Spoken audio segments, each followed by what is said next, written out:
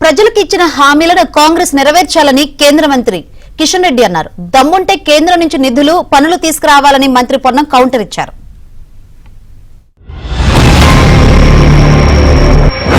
తెలంగాణ ప్రజలకు ఇచ్చినటువంటి హామీ అది రైతులకు మరి ఎకరాకు 15,000 ఇచ్చేటువంటి కార్యక్రమం కానీ, కౌలు రైతులకు కానీ, రైతు కూలీలకు కానీ, నిరుద్యోగ యువతకు నెలకు 4,000 ఇచ్చేటువంటి నిరుద్యోగ వృత్తి కానీ, తెలంగాణ ఆడబిడ్డలందరికీ ఇవ్వాల్సినటువంటి 2,500 రూపాయలు కానీ, దళిత కుటుంబాలకు ఇవ్వాల్సినటువంటి 12 లక్షల రూపాయలు కానీ, లేక ఆడబిడ్డలకు ఇవ్వాల్సినటువంటి స్కూటీ మోటార్ సైకిల్ కానీ ఏవైతే హామీలు ఇచ్చారో ఇప్పటికైనా హామీలు అమలు చేసే దిశగా ఉండాల్సిందిగా నేను తెలంగాణ ప్రజానీకం తరఫున డిమాండ్ చేస్తా ఉన్నాను.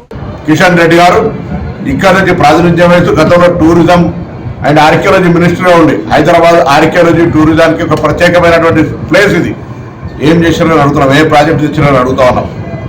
ప్రాజెక్టు తేరు, ప్రాజెక్టులకు అడ్డం పడతారు. దేశంలో 29 రాష్ట్రాల్లో తెలంగాణ ఒక అంతర్భాగమైనప్పటికీ కూడా భారతీయ జనతా పార్టీ ఈ రాష్ట్రం పట్ల వివక్ష చూపెట్టి మీరు గతంలో 10 సంవత్సరాలు కేసీఆర్ గారు మమ్మల్ని అడగలేదనే కారణం మీద తప్పించుకోగలిగారు. ఇవాళ మేము గౌరవ ప్రధానమంత్రి గారిని, మంత్రుల్ని అనేక సందర్భాల్లో కలుస్తా ఉన్నాం. మీరు అడ్డం పడకపోతే తెలంగాణ ప్రాజెక్టులు ఎందుకు వస్తలేవు, మీరు ఎందుకు తెలంగాణ ప్రాజెక్టులలో కృషి చేస్తలేరో జవాబు చెప్పాలి. అది తప్పించుకోవడానికి ఏదో పెద్ద హైబర్ క్రియేషన్ చేసి మేము బలపడుతున్నాం. ఏం బలం లేదు.